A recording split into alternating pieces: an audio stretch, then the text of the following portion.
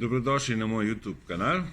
Tokratno javljanje je v bistvu nadaljevanje prejšnjega, je neki update, posodobitev prejšnje teme, predvsem zaradi novih raziskav glede D-vitamina. Dobil sem tudi nekaj vprašanj od gledalcev, ki me sprašujejo, kakšen D-vitamin naj bi jemali in kako se ga jemlje. O tem bom spregovoril proti koncu tega javljanja. Njim sem že tako ali tako odgovoril. Torej, zdi se, da se le nekaj počasi premika. Sicer to se ne premika pri nas, predvsem v Veliki Britaniji, pa še drugod. Kot naprimer britanskega ministra za zdravje, Matta Hancocka, so določeni britanski strokovnjaki že mesece prepričevali, da naj se britanske zdravstvene organizacije poglobijo v koristnost vitamina D pri zdravljenju covida. Končno je ta minister to obljubil, vendar je vprašanje, zakaj je minister toliko časa zanemarjal ta poziv. Verjetno zato, ker je on pač politik in politiki poslušajo tiste strokovnjake, ki imajo v politiki najpomembnejši vpliv. In to so po mojem mnenju predvsem predstavniki pomembnih lobijev. To je pač politika. V zadnjem videu sem govoril o korupciji v medicini in izpostavil koristnost recimo hidroksiklorokina in predvsem vitamina D, ki jo vsaj zdi se tako imenovani strokovnjaki namenoma zanemarjajo. Znova in znova se kar stresem tem, ko nas politiki preko medijev nam sporočajo, da naj zaupamo stroki. Vendar, ali je to res prava stroka? To je vprašanje. Zdi se, da mediji in politiki počasi le nekoliko pač spreminjajo to mnenje, ki so ga jim seveda odcepili epidemiologi in virologi. Na tej povezavi je objavljen, lahko preberete članek, ki je objavljen v britanskem Telegrafu. Ta članek sta napisala novinar Matt Ridley in politik David Davis. Naslov je v prostem prevodu: Odpravljanje pomanjkanja D-vitamina pri Britancih bi lahko prihranilo na tisoče življenj. To je manjši prevod oziroma prevod dela tega članka. Zdaj je čas, da se po vseh teh dogajanjih s COVID krizo pričnemo uporabiti bolj razumne odločitve. Poznamo D-vitamin, kakšno pomembno vlogo igra pri imunskem sistemu in kako uspešen je v primeru respiratornih bolezni. Vendar je ta tako poceni, ena tableta stane namreč manj kot 1 cent, da pač to ni v interesu farmacije. Že meseca maja je znanstvenik Vadim Beckman z Univerze Northeastern objavil študijo, ki je nedvomno ugotovila, da bi visoke doze vitamina lahko preprečile pol manj žrtev COVID-a v Veliki Britaniji. Torej, prepričljiv rezultat te študije. V tem članku se avtorja sklicujeta tudi na raziskavo, ki so jo opravili v Španiji in o kateri sem govoril v prejšnjem videu. Torej, nekaj se le premika. Še bolj pomembna novica prihaja iz Brazilije. Tam sta dve mestni občini, Cristal in Figueirão, pričeli svojemu prebivalstvu brezplačno deliti tablete z D-vitaminom. In sicer skladno s Coimbra protokolom. Moram priznati, da sem prvi slišal za ta protokol in kot oni pravijo, do zdaj še nihče od njihovih meščanov ni potreboval oskrbe v intenzivnem oddelku. In pogledal sem si ta protokol, Coimbra protokol, torej ta Dr. Cicero Coimbra, nevrolog in profesor na Zvezdni univerzi v São Paulo v Braziliji. To je prevod članka, ki je objavljen na tej spletni strani. V zadnjih 2 desetletjih je ustvaril klinični protokol za zdravljenje avtoimunih bolezni s ponovno vzpostavitvijo ustrezne sistemske ravni vitamina D. Ta terapevtski pristop temelji na odmerkih vitamina D. Leta 1991 je dr. Coimbra začel svoj doktorat na Lundu na Švedskem, kjer je testiral možna zdravila za ishemično poškodbo možganov pri podganah. Kot splošno pravilo pri raziskovalnem delu je moral biti čim bolj natekočen z najnovejšimi ugotovitvami, povezanimi z njegovim področjem zanimanja, to je klinična nevroznanost. Takrat je spoznal, da velik del terapevtskega napredka, dosežena v kliničnih in eksperimentalnih raziskavah, ni bil nikoli uporabljen v klinični praksi. Kljub njihovi neposredni uporabnosti in že po toliko zbranih dokazih, teh praks niso poučevali na medicinskih fakultetah. Za raziskave, ki temeljijo na trenutni medicinski literaturi, je dr. Coimbra verjel, da vitamin D je lahko temeljna terapija, saj spodbuja proizvodnjo regenerativnih snovi v možganih. Tako je leta 2001 začel dajati vitamin D v fizioloških odmerkih 10.000 mednarodnih enot na dan, in sicer bolnikom s Parkinsonovo boleznijo. Tak odmerek je enak količini, ki jo naše telo ustvari, kadar smo recimo 10 minut izpostavljeni soncu. Nekaj dni je bolnik prišel na kontrolni pregled k njemu. On je imel 3 mesece 10.000 mednarodnih enot na dan. In ta bolnik je zbolel tudi za vitiligo. To je tiste lišaji, veliki lišaji na koži, ko je koža brez pigmentov. Verjetno vsakomu dosti poznana. To je avtoimuna bolezen. In dr. Coimbra je opazil, da je velika lezija, ki jo je moški imel na obrazu ob prejšnjem obisku, komajda še vidna. Lezija je skoraj izginil samo nekaj mesecih jemanja D-vitamina. Dr. Coimbra se je odločil, da bo v medicinski literaturi poiskal učinke vitamina D na imunski sistem in ugotovil, da obstaja veliko število objavljenih člankov, ki podpirajo pomembno imunoregulacijsko vlogo te močne snovi. Ker je multipla skleroza najpogostejša nevrološka avtoimunska bolezen, je bolnikom za MS začel predpisovati vitamin D. To je bil začetek tega, kar danes poznamo kot Coimbra protokol. S takšnimi odmerki, torej približno 10.000 mednarodnih enot na dan, je dr. Coimbra opazil izjemno klinično izboljšanje pri veliki večini svojih bolnikov. Od tega trenutka so se odmerki še zvišali, kar so vedno podkrepili tudi z laboratorijskimi testi, z namenom, da zagotovijo, da bolniki ne bi imeli neželenih učinkov. Rezultati so bili, da so simptomi in manifestacije te bolezni bile popolnoma odpravljene. V naslednjih 10 letih je dr. Coimbra s svojim osebjem postopoma prilagajal in izpopolnjeval zdravljenje. Večinoma v smislu predpisanih dnevnih odmerkov, ki so stalno naraščali. Od leta 2012 je bila dosežena želena stopnja učinkovitosti in protokol Coimbra je postal zelo podoben današnjemu. To je torej še en dokaz, da se lahko mnoge bolezni pozdravijo, čeprav po mnenju konvencionalne medicine to ni mogoče. D-vitamin je bil v preteklosti zelo raziskan.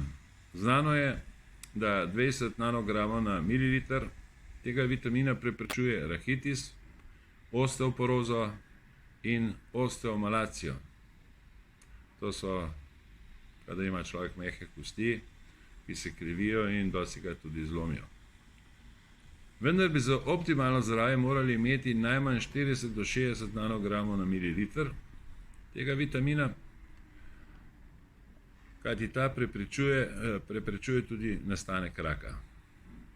Take količine tega vitamina so recimo izmerili Masajem, to je afriško pleme, ki živi v Keniji, Tanzaniji in še nekaterih drugih državah. In ti se ukvarjajo s živinorejo, so torej vse skozi na zraku, soncu. Na tej spletni strani je govor o tem, da ima temnopolta in azijska populacija na zahodu, kot tudi njihove etične manjšine, dosti premalo D-vitamina. To velja tudi za predebele ljudi. Tukaj vidite povezavo na to študijo, vendar igra D-vitamin še drugo zelo pomembno vlogo. Vemo, da zdravniki v vzorcu krvi iščejo protitelesca na koronavirus, recimo. Ta telesa naj bi pokazala, ali smo se okužili s korono in ali smo to bolezen mogoče že preboleli. Izkazalo se je, da ta metoda ni preveč zanesljiva, je pa mnogo cenejša od testiranja na te celice, ki so težje razvile sposobnost uničenja okuženih celic. Če imamo take te celice, potem lahko zatrdimo, da smo na ta virus že pridobili imunost. In tukaj nastajajo težave z razvojem cepiva za COVID. Kot uspešnost cepiva se jemlje, če imamo pri cepljenju podcepljen proti telesa na korono. V resnici to pomeni, da smo nanj tudi imuni. Vendar temu ni tako. Oglejmo si sistem limfocitov. Poznamo dva tipa, ki jih imenujemo po njihovih zunanjih značilnostih. Veliki so označeni z B, mali pa s črko T. Velike limfocite imenujejo tudi velike zrnate limfocite ali naravne celice ubijalke. Te celice delujejo zelo hitro in uničujejo viruse in rakaste celice. Nastajajo v rdečem kostnem mozgu in te ne potrebujejo šolanja. Tudi te celice nastajajo v kostnem mozgu, vendar se one morajo šolati in sicer v timusu, v priželjcu. Imenujemo jih tudi te celice ubijalke. Druge te celice pa imenujemo celice pomagalke, saj spodbujajo tvorbo B limfocitov. Celice ubijalke potujejo po telesu in iščejo sovražnika in če ga zaznajo, recimo, da je celica okužena z virusom, jo takoj uničijo. Zdi se, da so te celice ubijalke pomembnejše od B celic. V povezavi z novim koronavirusom pa so znanstveniki ugotovili, da je v Veliki Britaniji približno 50% ljudi imunih nanj. V Nemčiji pa naj bi bil ta odstotek kar 81%. Tukaj je povezava na ta članek, ki je objavljen v British Medical Journal. Zato zdaj skušajo najti odgovore, kje se nahaja razlog za ta pojav. Obstaja namreč mnogo različnih možnosti. Ena izmed najnovejših domnev je tudi, da človek, ki ima v sebi prisotne gene neandertalcev, prej zbolijo za COVID-om. To so ugotovili, prišlo je do tega, ker so primerjali afriško populacijo z evropsko, recimo, kajti Afričani nimajo teh genov v sebi. Povrnimo se zdaj k tem T-celicam in njihovemu šolanju. Kot sem že bil povedal, se to odvija v priželjcu, vendar se to šolanje ne more zgoditi, če v telesu ni dovolj D-vitamina. In če tega ni v zadostnih količinah, te celice ostanejo naivne, neuke, kar predstavlja nevarnost za razvoj bolezni. Raziskave so pokazale, da imajo moški manjšo produkcijo te celic, kar velja tudi za starejšo populacijo. To študijo so opravili na Univerzi v Kopenhavnu, torej na Danskem. Znanstveniki so tudi ugotovili, da kdor ima lažjo obliko COVID-a, ima tudi več T celic in skoraj nič proti telesu. In obratno, kdor ima več protiteles, ima zelo malo te celic in ima hujšo obliko bolezni. Torej, zakaj vse skozi govorijo le o protitelesih? Spet je odgovor verjetno zaradi cepiv. Ali to še ena prevara? Torej, neizpodbitno postaja, da ima D-vitamin ključno vlogo pri imunskem sistemu. Kot sem že predlagal v prejšnjem videu, si je količino tega vitamina potrebno izmeriti zdaj, ko je konec poletja. Na začetku zime pa še enkrat, da vemo, kakšno je naše stanje glede tega vitamina. Torej, če ga imamo premalo, potem potrebujemo dodatke. Na spodnji sliki lahko vidite, koliko vitamina priporočajo različne mednarodne agencije.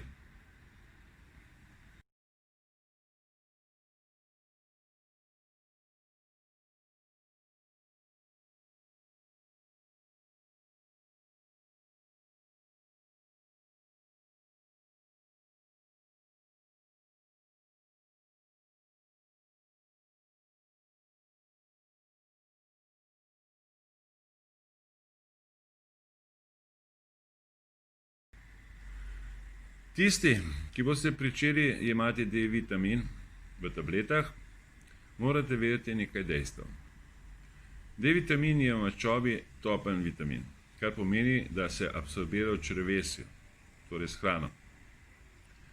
Zato se svetuje jemanje teh dodatkov po jedi, vendar ne zvečer, kajti v tem primeru D-vitamin lahko negativno vpliva na tvorjenje melatonina, to je hormona, ki je nujen za dober spanec in kot močan antioksidant popravlja med spanjem, ko mi spimo, opravlja velikansko nalogo, ko v bistvu čisti naš organizem.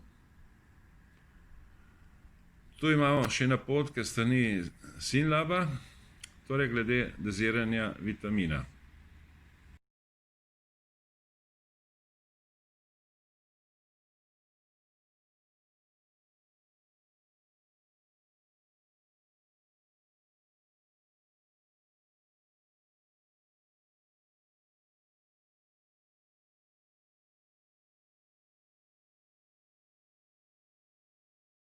Kdor pa si želi občutno zvišati količino D-vitamina, naj se o tem posvetuje najprej s svojim zdravnikom. Zaključek. Strah od koronavirusa se zopet stopnjuje, seveda je ta podpihovan strani medijev in epidemiologov. V mnogih državah zopet uvajajo tako imenovani lockdown, prepoved zbiranja, nošenje mask in tako dalje.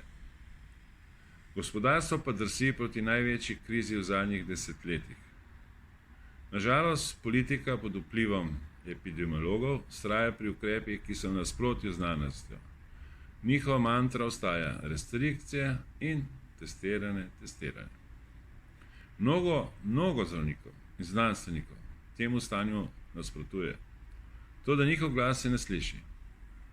Zato so nekateri nemški zdravniki ustanovili organizacijo z imenom ACU 2020 z namenom, da se preneha s to paniko, saj ni utemeljena na znanosti.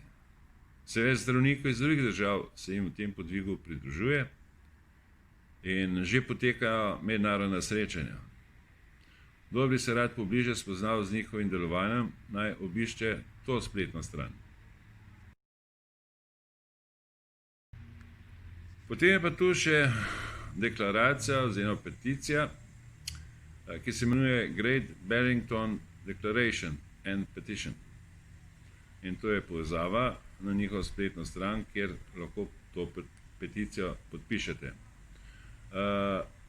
V njej to peticijo ustanovitelji so nekateri eminentni znanstveniki, med njimi so tudi Nobelovi nagrajenci. In oni zagovarjajo predvsem, da se mlajši populaciji, delovno sposobni populaciji omogoči normalno življenje, ranljivost populacijo pa je treba ustrezno zaščititi, kar ima povsem močno logiko. Do zdaj je to peticijo podpisalo približno nekaj čez 10.000 zdravnikov, več kot 5.000 znanstvenikov in nekaj čez 130.000 državljanov. In za konec še misel. Vse države so zaradi COVID krize močno zadolžile, da bi nekako ohranile normalno funkcioniranje držav. Zdi se, da nobena nima s tem nikakršnih težav. In to je moje razmišljanje. Če bi v navadnih razmerah vse države vložile pol toliko denarja, kot ga zdaj za COVID krizo, če bi vložile ta denar v čistejše okolje, za trajnostni razvoj, za pridelavo ekološke hrane, ali ne bi zaradi tega imeli bolj zdravo populacijo in hitrejši ter pravičnejši ekonomski razvoj. V naslednjem videu pa bom spregovoril, zakaj je toliko okuženih po vsem svetu. Hvala.